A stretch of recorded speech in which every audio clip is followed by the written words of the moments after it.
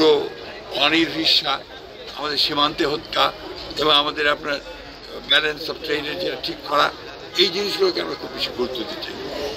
প্রকৃতির যে পরিবর্তন হচ্ছে, এগুলোতে যদি আমরা আমাদের নদীগুলোকে বাঁচাতে না পারি, পরিবেশকে যদি রক্ষা করতে না পারি, তাহলে কিন্তু এই দেশকে টিকিয়ে রাখা আপনার ইকোলজিক্যালি ডিফিকাল্ট। সবচেয়ে বড় জিনিস হচ্ছে যে আমার দেশের স্বার্থ আমাকে দেখতে হবে, প্রত্যেকটা দেশ তার স্বার্থ দেখবে। এখানে আমাদের দায়িত্ব হবে যে সরকারি আসুক, জনগণকে সঙ্গে নিয়ে তারা তাদের সেই দাবিগুলোকে প্রেসারকৃত করে আদায় করবেন। তবে নির্বাচিত সরকার না থাকলে সেটা আপনার সেই গুরুত্বটা পায় না, শক্তিটা পায় না। অথবা হাসিনার মতো যদি আপনার জোর করে গ্রহণ করে, সেটাও আপনার সম্ভব হয় না। তাই আমরা আশা করি যে বিএনপি যদি আপনার জনগণের ভোটে দায়িত্বে আসতে পারে, নিঃসন্দেহে এগুলোর টপ প্রায়োরিটি পাবে এবং এগুলোর পেছনেই আপনার বিশেষ করে আমরা গ্যাঞ্জেস প্রকল্প যেটা, ফারাক্কা ইস্যু যেটা আছে, অন্যদিকে তিস্তার ব্যাপারটা যেটা আছে, এগুলোতে আমরা সবচেয়ে বেশি গুরুত্ব দেওয়া হয়। 154টা অভিন্ন নদী, এই পানি বন্টন নিয়ে আপনারা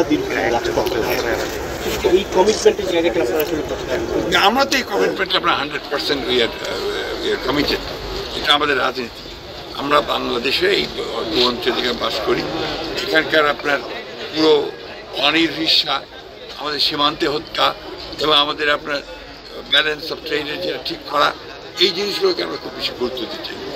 বেশি গুরুত্ব আরেকটা দিতে চাই যে আমাদের উপরে দাদাগিরি বন্ধ করে।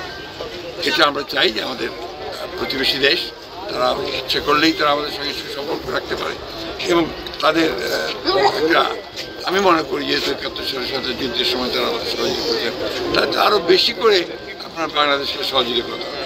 দুর্ভাগ্যজনকভাবে আমরা গত এই সরকারের, মোদী সরকারের সময় দেখেছি উল্টো তারা বাংলাদেশের চাপে ফেলেছেন, সব নিয়ে গেছেন, আমাদেরকে বিনিময়ে কিছু দেয়নি। And that was the failure of Awami League Hasina government. They couldn't take anything, তারা কিছু নিতে পারে।